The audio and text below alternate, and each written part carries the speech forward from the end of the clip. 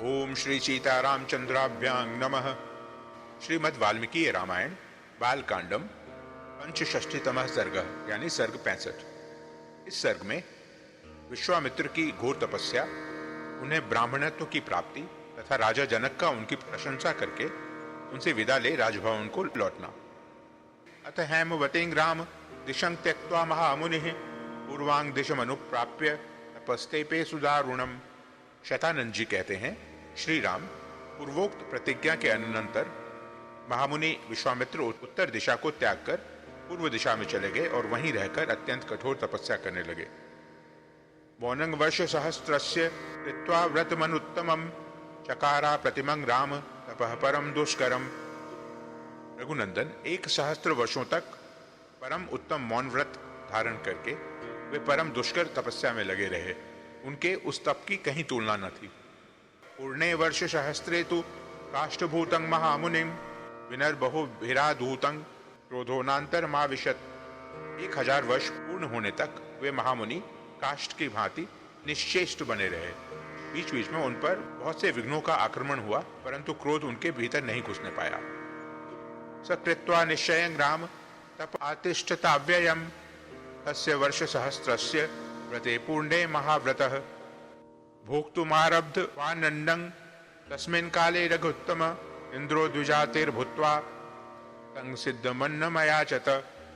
श्री राम अपने निश्चय पर अटल रहकर उन्होंने अक्षय तप का अनुष्ठान किया। उनका 1 सहस्त्र वर्षों का व्रत पूर्ण होने पर वे महान व्रतधारी महर्षि व्रत समाप्त करके अन्न ग्रहण करने को उद्यत हुए। रघुकुल भूषण इसी समय इंद्र ने ब्राह्मण के वेश में आकर उनसे तैयार अन्न की याचना की। तस्मै दत्वा तदा सिद्धं सर्वं विप्राय निश्चितः निशेषितेन्ने भगवान भुक्त्वैव महातपा। तब उन्होंने वह सारा तैयार किया हुआ भोजन उस ब्राह्मण को देने का निश्चय करके दे डाला। उस अन्न में से कुछ भी शेष नहीं बचा, इसलिए वे महातपस्वी भगवान विश्वामित्र बिना खाए पिए ही रह गए। न किंचिद वदद विप्रं मौनव्रतमुपास्थितः तथैवासीत पुनर्मून मनुच्छ्वांसं चकारः। फिर भी उन्होंने उस ब्राह्मण से कुछ नहीं कहा, अपने मौन व्रत का यथार्थ रूप से पालन किया। इसके बाद पुनः पहले की ही भांति श्वासोच्छ्वास से रहित मौन व्रत का अनुष्ठान आरंभ किया। अर्थवर्ष सहस्त्रं च नोच्छ्वसन उन्निपुंगवः तस्यानुच्छ्व समानस्य मूर्धने धूमो व्यजायत। पूरे 1000 वर्षों तक उन मुनिश्रेष्ठ ने सांस तक नहीं ली। इस तरह सांस न लेने के कारण उनके मस्तक से धुआं उठने लगा। त्रैलोक्यं येन संभ्रांत माता पितमिवा अभवत ततो देवर्षि गंधर्वाः पन्नगोरग राक्षसा मोहितास्तपसा तस्य तेजसा मंदरश्मयः कश्मलोपहताः सर्वे पितामहं था ब्रुवन्। उससे तीनों लोकों के प्राणी घबरा उठे, सभी संतप्त से होने लगे। उस समय देवता, ऋषि, गंधर्व, नाग, सर्प और राक्षस सब मुनि की तपस्या से मोहित हो गए। उनके तेज से सबकी कांति फीकी पड़ गई। वे सब के सब दुख से व्याकुल हो पितामह ब्रह्मा जी से बोले, बहुभिः कारणैर्देव विश्वामित्रो महामुनिः लोभितः क्रोधितश्चैव तपसा चाभिवर्धते। देव, अनेक प्रकार के निमित्तों द्वारा महामुनि विश्वामित्र को लोभ और क्रोध दिलाने की चेष्टा की गई, किंतु वे अपने तपस्या के प्रभाव से निरंतर आगे बढ़ते जा रहे हैं। न ह्यास्यं वृजनं किंचित दृश्यते सूक्ष्ममप्युत न दीयते यदि त्वस्य मनसा यद्भीप्सितं विनाशयति त्रैलोक्यं तपसा सचराचरं व्याकुलाश्च दिशाः सर्वा न च किंचित प्रकाशते। हमें उनमें कोई छोटा सा भी दोष नहीं दिखाई देता है। यदि इन्हें इनकी मनचाही वस्तु नहीं दी गई तो ये अपनी तपस्या से चराचर प्राणियों सहित तीनों लोकों का नाश कर डालेंगे। इस समय सारी दिशाएं धूम से आच्छादित हो गई हैं, कहीं कुछ भी सूझता नहीं है। सागराः क्षुभिताः सर्वे विशीर्यन्ते च पर्वताः कंपते च वसुधा वायुर्वातिः संकुलः। समुद्र क्षुब्ध हो रहे हैं, सारे पर्वत विदीर्ण हुए जाते हैं, धरती डगमग हो रही है और प्रचंड आंधी चलने लगी है। ब्रह्मण्य प्रतिजानीमो नास्तिको जायते जनः सम्मूढ़मिव त्रैलोक्यं प्रक्षुभित मानसम। ब्राह्मण, हमें इस उपद्रव के निवारण का कोई उपाय नहीं समझ में आता है। सब लोग नास्तिक की भांति कर्मानुष्ठान से शून्य हो रहे हैं। तीनों लोकों के प्राणियों का मन शुद्ध हो गया है, सभी किंकर्तव्य मूड से हो रहे हैं। भास्करो निष्प्रभश्चैव महर्षेस्तस्य तेजसा बुद्धिं न कुरुते यावन् नाशेदेव महामुनिः तावत् प्रसादो भगवन् अग्निरूपो महाद्युतिः। महर्षि विश्वामित्र के तेज से सूर्य की प्रभा फीकी पड़ गई है। भगवान, ये महाकांतिमान मुनि अग्नि स्वरूप हो रहे हैं। देव, महामुनि विश्वामित्र जब तक जगत के विनाश का विचार नहीं करते तब तक ही इन्हें प्रसन्न कर लेना चाहिए। कालाग्निना यथा पूर्वं त्रैलोक्यं दह्यते अखिलम् देवराज्यं चिकीर्षत दीयतामस्य जन्मनः।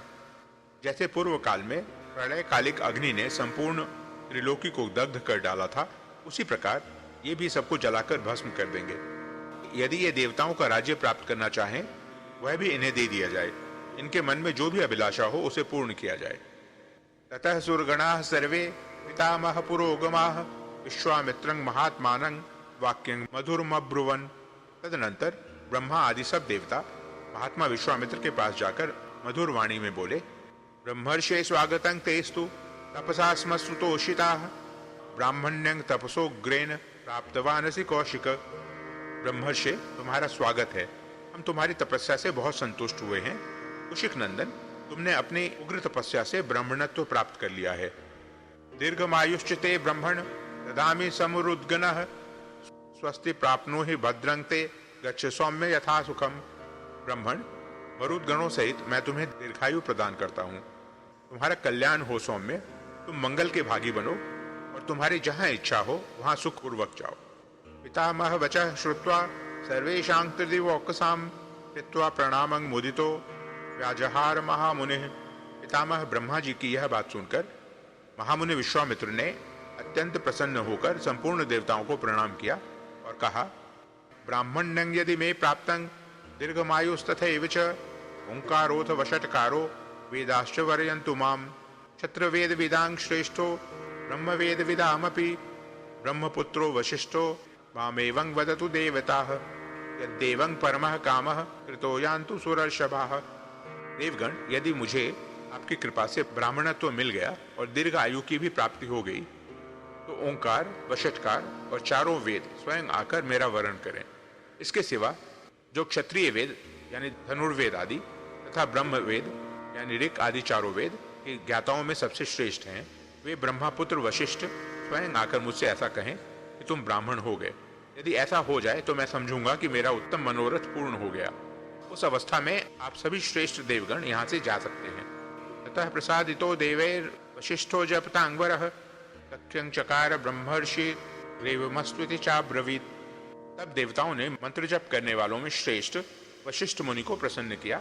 इसके बाद ब्रह्मर्षि वशिष्ठ ने एवमस्तु कहकर विश्वामित्र का ब्रह्मर्षि होना स्वीकार कर लिया और उनके साथ मित्रता स्थापित कर ली। ब्रह्मर्षिस्त्वं न संदेहः सर्वं संपद्यते तव इत्युक्त्वा देवताश्चापि सर्वा जगमुर्यथागतम्। मुने, तुम ब्रह्मर्षि हो गए, इसमें संदेह नहीं है। तुम्हारा सब ब्राह्मणोचित संस्कार संपन्न हो गया। ऐसा कहकर संपूर्ण देवता जैसे आए थे वैसे लौट गए। विश्वामित्रोऽपि धर्मात्मा लब्ध्वा ब्राह्मण्यमुत्तमम् पूजयामास ब्रह्मर्षि वशिष्ठं जपतांग वरम। इस प्रकार उत्तम ब्राह्मणत्व प्राप्त करके धर्मात्मा विश्वामित्र ने भी मंत्र जप करने वालों में श्रेष्ठ ब्रह्मर्षि वशिष्ठ का पूजन किया।